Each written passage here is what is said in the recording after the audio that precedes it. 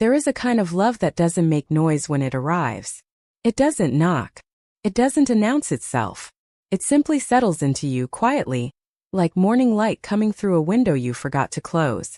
David didn't plan to fall in love. Hannah didn't plan to let him in. But love, the real kind, the kind that bends you and breaks you and somehow still holds you together, love like that doesn't ask for your permission. Just begins. And this story begins the way all painful stories begin. Not with a goodbye. Not with a fight. Not with tears. It begins with a smile across a room. A quiet Sunday afternoon. And a man who was about to be sent somewhere far, far away. Stay with me.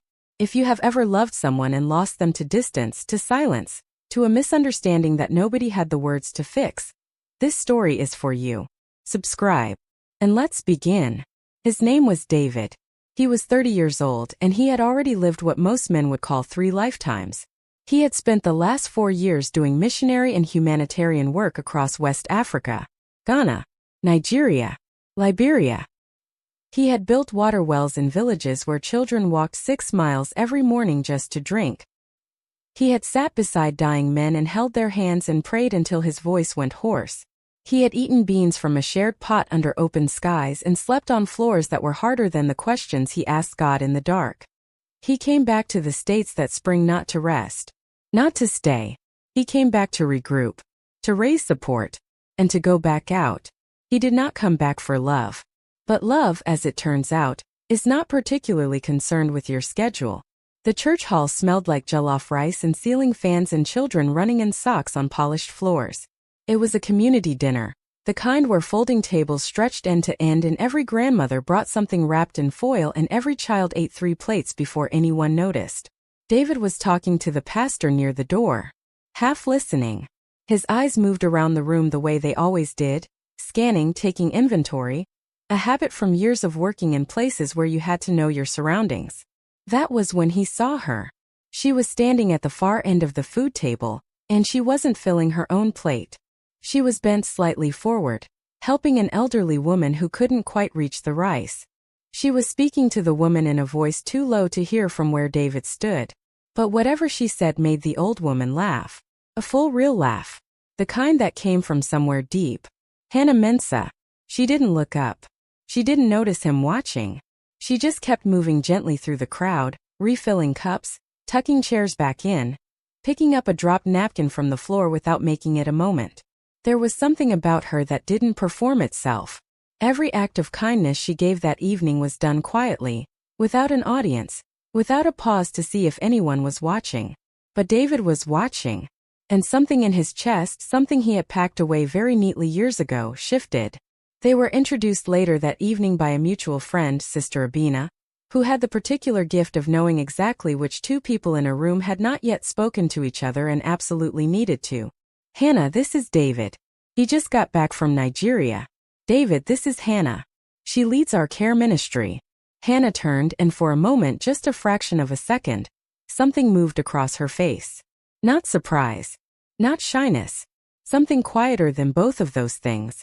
Welcome back, she said. Just those 2 words. But the way she said them, like she meant them for something deeper than a trip overseas, like she was welcoming him back from somewhere longer and harder than he had words for. Something about it loosened a knot in his chest he hadn't known was there. Thank you, David said. And he meant that too in a way that surprised him. They talked that evening for 2 hours. Not the polite kind of talking. Not the church hall kind where everyone is careful and pleasant and says nothing real. They talk the way people talk when they are surprised by someone. When a person says something and you think, yes, that is exactly right, I have thought that but never found the words. David told her about a little boy in a village outside Accra, who had taught him how to catch a fish using a string and a bent pin. Hannah told him about an old woman she visited every Thursday in a nursing home, who never remembered her name but always remembered her eyes. She calls me her angel, Hannah said. There was no pride in it. Just tenderness. David looked at her for a moment longer than he should have. Maybe she's right, he said quietly. Hannah looked down at her hands and smiled a smile she didn't quite mean for him to see. Over the next 6 weeks, they became something neither of them named. They took walks after Sunday service. They texted late in the evening, the kind of text that started with something practical and ended somewhere entirely different. They sat together at Bible study, and twice Hannah caught herself watching his hands while he spoke, the way they moved when he talked about something he cared about, and she had to look away before he noticed. David noticed. He always noticed. But he was also terrified. Not of Hannah. He knew with a clarity that surprised him that Hannah was safe. That she was good. That the stillness in her was not coldness but depth. The kind of depth that doesn't shout at you but simply opens quietly, the more time you spend near it. He was terrified of what loving her would cost her. Because David knew something Hannah didn't fully know yet. He was leaving. Not for a weekend. Not for a conference. He had agreed months before he ever met her to lead a long-term mission initiative in rural Southeast Asia. Thailand, Laos, possibly Myanmar. He would be gone for at least a year. Possibly 2. In places where internet was unreliable and phone calls dropped mid-sentence. He had not told her yet. And every evening he spent with her was an evening where the weight of that unsaid thing pressed a little harder on his ribs.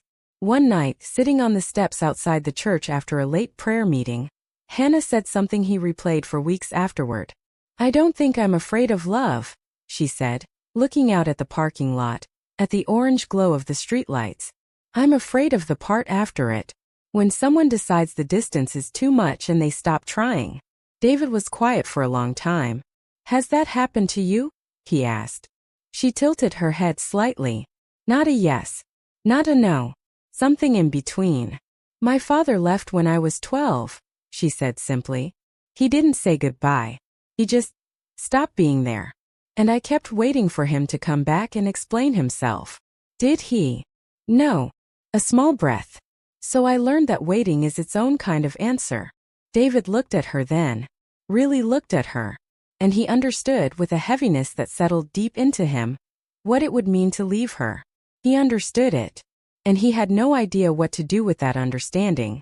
He told her 3 weeks later. On a Thursday evening, over tea she made too strong and he drank anyway because she made it. "I'm being deployed," he said. Not the word he meant but the closest one he had. In 6 weeks. Long-term mission work. Southeast Asia. At least a year. She held her cup with both hands. The silence between them stretched like something being pulled slowly apart. "How long have you known?" she asked. "Since before I met you." She nodded. "Once. Just once." And something behind her eyes did something quiet that she didn't allow to reach her face. "Okay," she said. "Just that. Okay." And David, who had spoken in front of crowds, who had argued with government officials in 3 languages, who had held his composure in situations that would have broken most people, had absolutely nothing to say to that one small word. The last 6 weeks before David left were the most beautiful and the most agonizing weeks of Hannah's life. They didn't make any declarations. No promises that felt too large to keep across an ocean. No dramatic scenes. No midnight conversations where everything was finally said. Just 6 weeks of ordinary moments that both of them treated like they were extraordinary. Because they knew without saying so, that ordinary moments were going to become a luxury. He taught her the name of a star he had learned from a boy in Ghana. She made him a playlist for the plane. 23 songs. She put it in a folder on his phone and labeled it simply, "For the Distance." On his last Sunday, he sat beside her in church, and halfway through the sermon, without looking at her, he reached over and took her hand. Just held it. Lightly. Like he wasn't sure he had the right to. She didn't pull away. She turned her hand over and held his back. At the airport she almost didn't come. She almost stayed home, told herself it would be easier, told herself that watching him walk through those departure doors would do something to her she wouldn't recover from quickly. But she came. She stood near the check-in area in a yellow coat, and when he saw her, something happened in his face that she saved carefully, the way you save a photograph you're afraid might not print again. They stood facing each other. "You didn't have to come," he said. "I know," she said. He looked at her for a long time. Long enough that a family with rolling suitcases had to part around them like water around stone.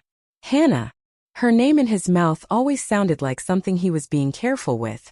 "When I come back." "Don't," she said gently. Not unkindly.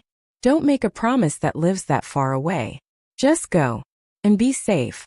And come back. He swallowed. Then he pulled her into a hug that lasted too long and not long enough, the kind of hug that says everything that words are too small to carry. She pressed her face briefly against his shoulder and breathed in. She allowed herself exactly that much. Then she stepped back. Go, she said. And she smiled. A real one, not the kind that costs nothing. He picked up his bag. He walked. He looked back once from the top of the escalator, and she was still standing there, both hands in her coat pockets, watching him go. He thought, I am going to regret not saying everything. She thought, please look back one more time. He looked back one more time. For the first 3 months they talked. Not every day. The time difference was brutal and the connection in the rural areas where David worked was unpredictable. But they managed. Voice notes sent at strange hours that the other would wake up to. Long text conversations that wandered from funny to serious to something that lived quietly in the space between those two things. He told her about the team he was working with, about the community they were building beside, about a little girl named Molly who had started following him around the village, asking him questions in a language he was still learning. She told him about the nursing home, about Sister Abina's new grandbaby, about the way the church had repainted the fellowship hall a color that nobody liked but everyone was too polite to say so. He laughed at that. She could hear it through the recording, crackling a little from the poor connection, but real. Fully real. She replayed it sometimes when the evenings got too quiet. And then, somewhere around the 4th month, the messages started coming less often. At first she told herself it was the work. She had heard him describe the intensity of what they were doing, the villages that needed building, the medical outreach days that started before dawn. She understood distance. She knew how to wait. But a week became 2. 2 became 3. His voice notes got shorter. Then they stopped. His text became 2 words. Then 1. Then a span of 11 days where there was nothing at all. She sent a message on the 11th day that said only, I hope you're okay. She did not send another one, because Hannah had learned at 12 years old that the waiting itself is a kind of answer, and she was not going to beg someone to stay in a conversation the way she had once, as a little girl, begged a father to come home. She closed the app. She went to bed. She did not cry. Or rather, she cried once, briefly, into her pillow, and then she folded it neatly away and decided to get on with living. What Hannah did not know, sitting in her quiet apartment folding away her grief, was what was happening on the other side of the world. What she did not know would have broken her open entirely if she had known it then. But that is not the part of the story we have reached yet.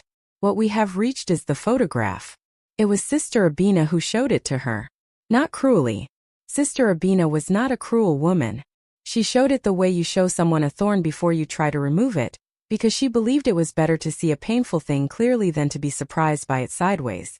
It had been posted by someone in the mission organization's volunteer group on a shared social media page. A photograph from a community event somewhere in northern Thailand. A group of volunteers smiling, arms around each other, dusty and happy in the afternoon sun. David was in the center.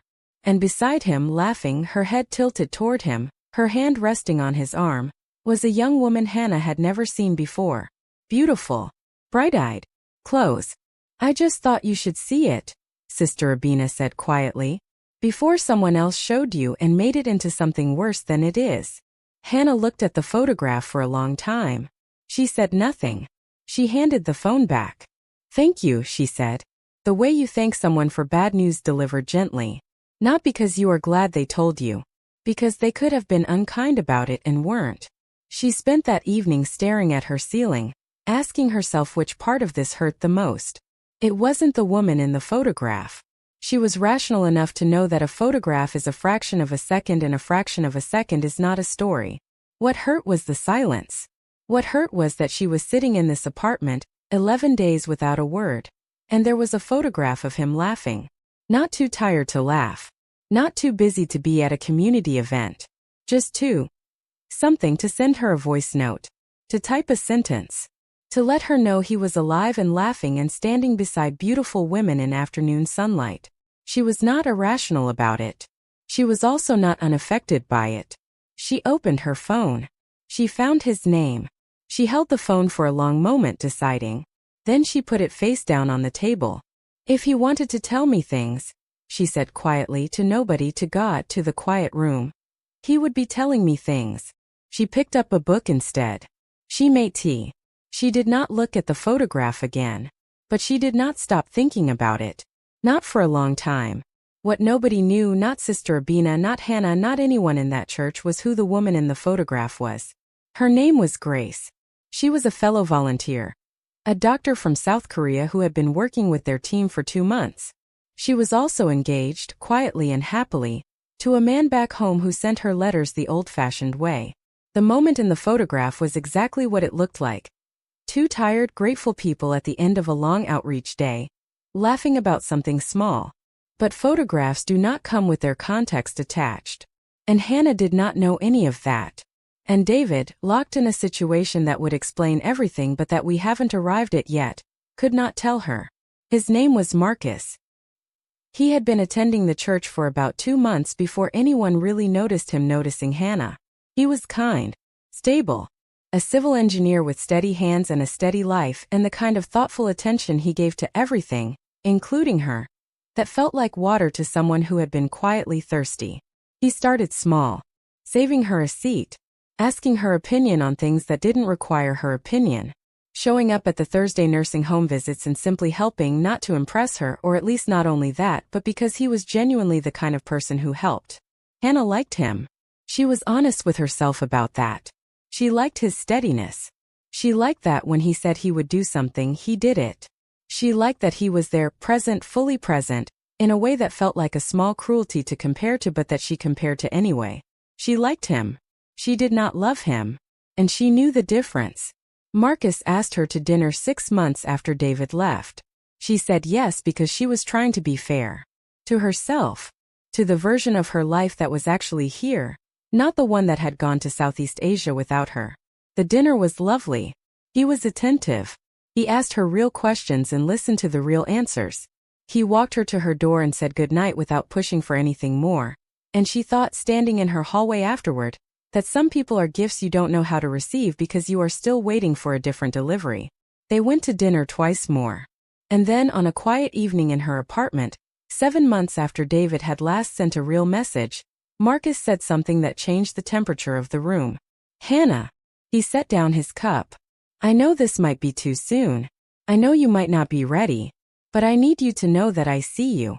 I see you very clearly. And I would like to spend a long time seeing you. He opened a small box. Not a ring. A bracelet, simple and gold, with a small charm that said chosen. I'm not asking you to decide right now, he said. I'm just asking if you'll consider it. Consider me. She looked at the bracelet for a long time. She thought about David. Not the David in the photograph.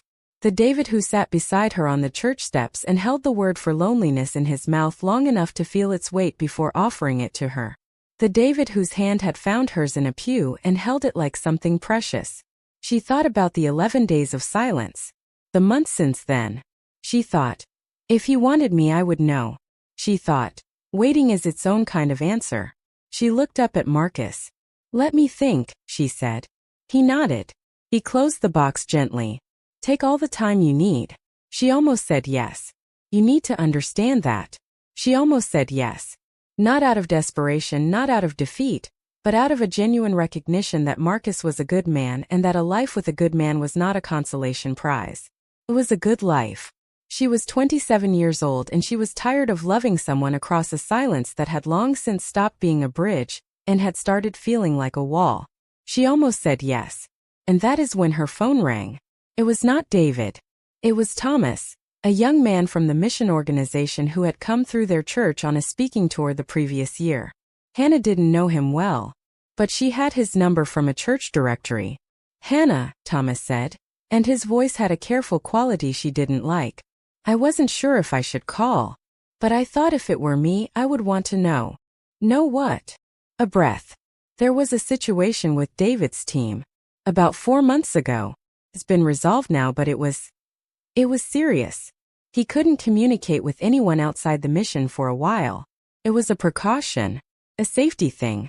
I don't know all the details, but I know he's okay now. He's been okay for about 3 weeks. Hannah sat very still. He couldn't communicate, she said slowly. For almost 3 months. They weren't allowed. A pause.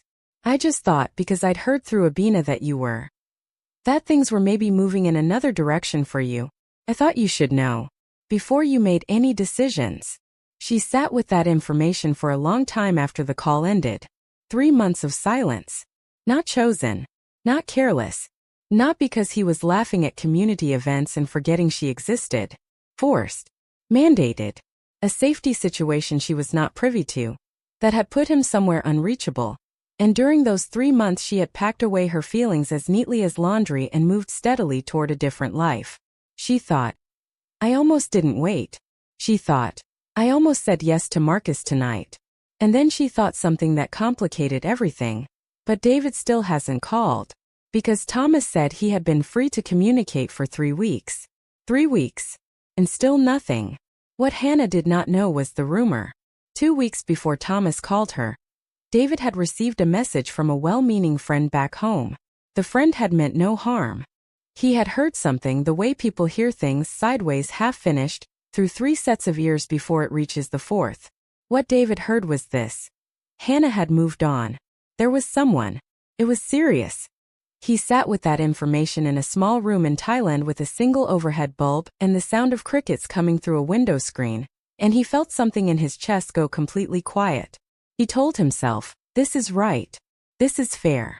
You left. You couldn't even explain why you disappeared. Of course she moved on. Of course.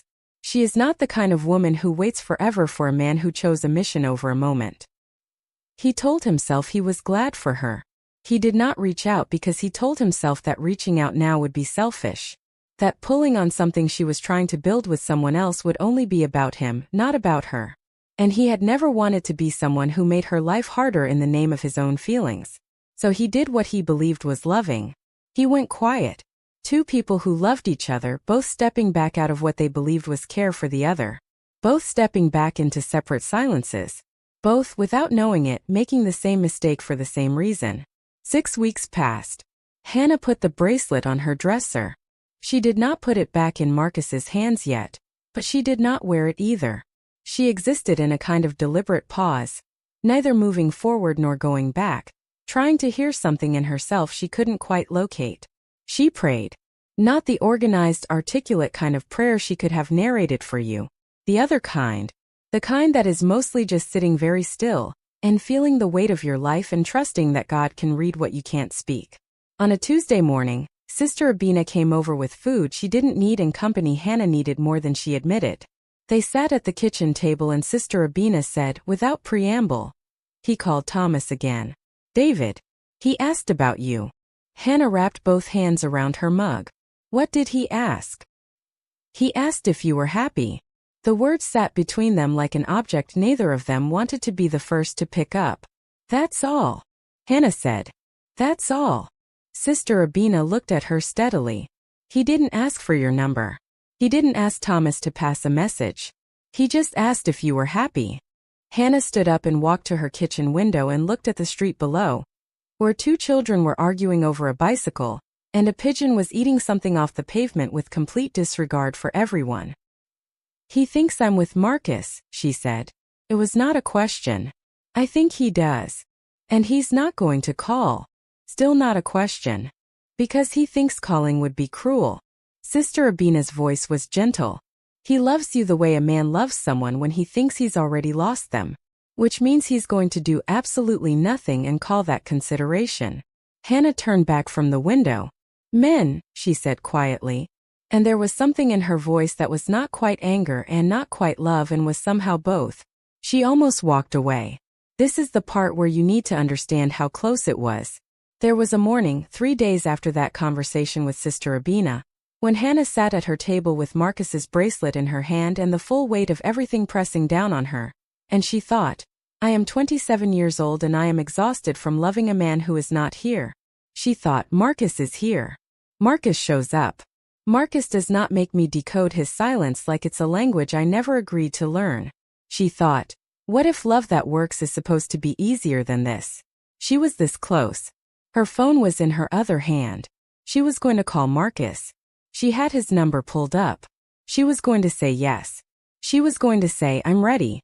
And then she made herself ask one honest question. Not, is Marcus a good man? He was. Not, would they have a good life? They might. But if David walked through that door right now, would you still make this call? She sat with that question for a very long time. She put the phone down. She put the bracelet down beside it. She sat there in her kitchen in the morning light for a long time, not moving, just being honest with herself in the way that is very hard and very necessary. Then she picked her phone back up. And she called Thomas. She asked Thomas for David's number. Thomas gave it to her. She did not call it that day. Or the next. She sat with it in her contacts for 4 days. And every time she looked at it, she felt the specific fear of someone who is about to jump from somewhere high and doesn't know if the water below them is deep enough. On the 5th day she called. It rang 6 times. She was rehearsing a voicemail in her head when he answered. Hello. His voice was careful, like he wasn't sure who was on the other end and was bracing for something. It's Hannah. A silence. Not the 11-day kind. Just a moment. But she heard the quality of it change. Hannah. Not a question. Just her name said the way he always said it. She had planned what to say. She had written notes. She had organized her feelings into something reasonable and sequential. None of it was what came out. You heard a rumor, she said. A beat. Then, Thomas. Yes. Another silence. Hannah, I didn't want to. I know what you didn't want to do, she said. And her voice was very calm, which was more frightening than anger would have been. You didn't want to interfere. You decided what I was feeling and what I needed, and you protected me from yourself without asking me a single thing. I thought you had moved on. I almost did, she said. Do you know how close I was? He was quiet. David. She pressed her fingers to her forehead. I was sitting at my kitchen table with a bracelet in one hand and my phone in the other, and I was going to say yes. I was going to choose something solid and present and real because I thought you had gone quiet because you had chosen something else. Hannah. I'm not finished. A breath. I need you to hear this. I have spent my whole life learning not to beg people to stay. I learned that at 12 years old and I have been very good at it since. And I was not going to beg you. I was not going to chase a silence. So I was going to do the sensible thing and let you go. I know, he said quietly. I know. And I told myself that was right. That letting you build something with someone who could actually be there was. That wasn't your decision to make. Silence. No, he said. It wasn't. They stayed on the phone for a long time after that. Not fixing everything. Not rushing to the good part. Just 2 people sitting in the real shape of something and deciding whether they had the patience for it. The woman in the photograph, Hannah said eventually, not accusingly, just truthfully. She was just a colleague. Yes. Then. You saw that. Sister Abina showed me. I chose to believe the charitable interpretation. But the silence made the charitable interpretation harder to hold on to. I know. I need you to know that silence does things to people, David. Fills up with everything they're afraid of. It doesn't stay empty. I know, he said again. And she could hear in those 2 words that he really did. That it wasn't a dismissal. That he was carrying it. When do you come home? She asked. A pause. 3 months, he said. She nodded to herself in her empty apartment. Okay, she said. The same word she had used at the airport. But this time with a different weight to it. Hannah. His voice was low and careful. The secret you've been keeping.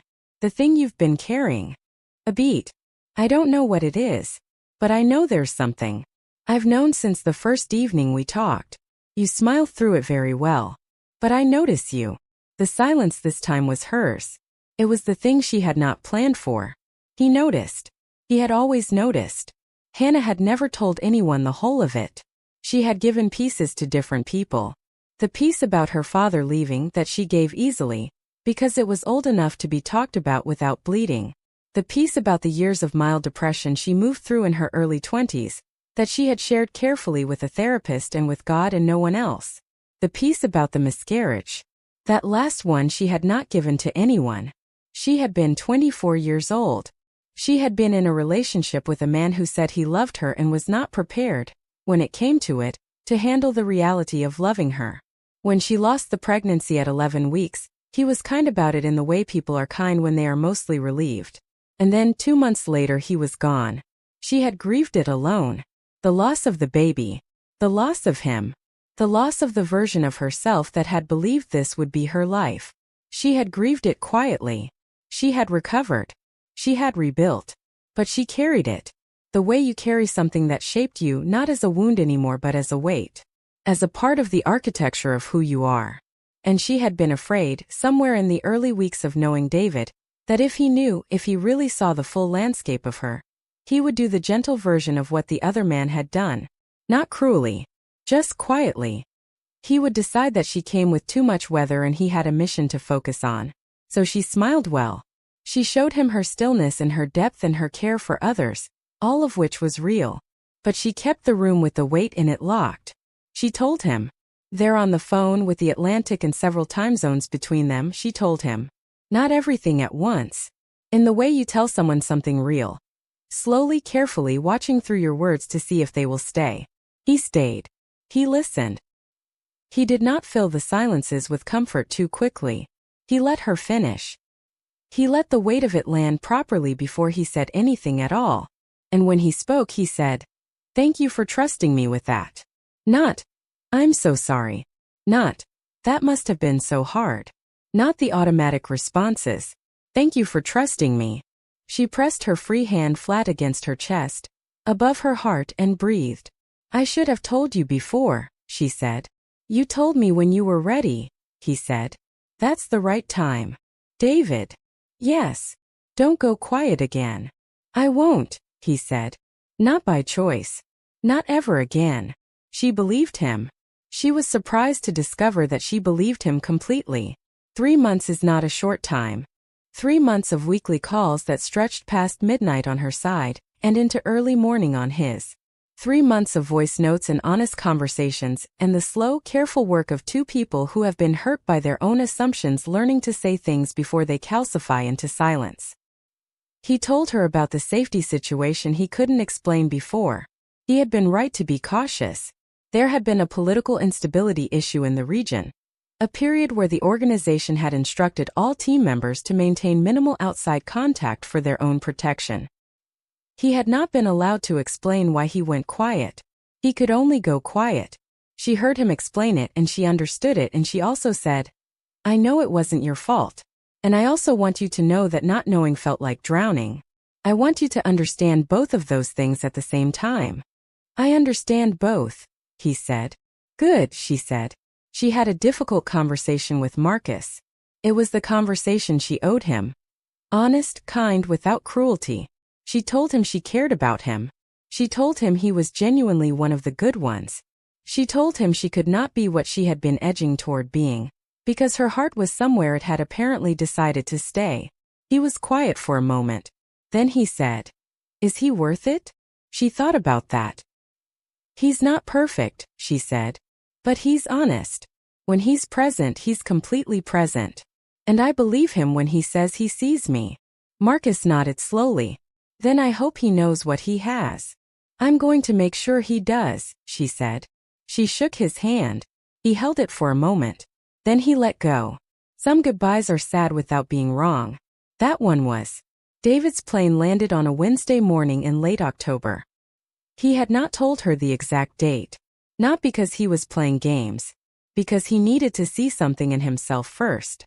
He needed to walk off that plane and stand in an airport and know, without the pressure of an audience, that he was choosing this. That he was coming back not just to the country but to a decision. He stood in the arrivals hall with his bag and his 2 years older face and his unchanged eyes, and he pulled out his phone. He called her. "Where are you?" she answered. "Home," he said. A silence. "You're here." "I landed an hour ago." A breath. "Hannah, I need to see you. I know I should have given you more warning. I know I probably should have planned this better. But I am standing in an airport and I have been gone for 2 years, and I have something to say to you that I should have said at a different airport a long time ago, and I cannot wait for the version of this where everything is planned properly." She was quiet for a moment. Then, "I'll send you my address." She changed her shirt twice.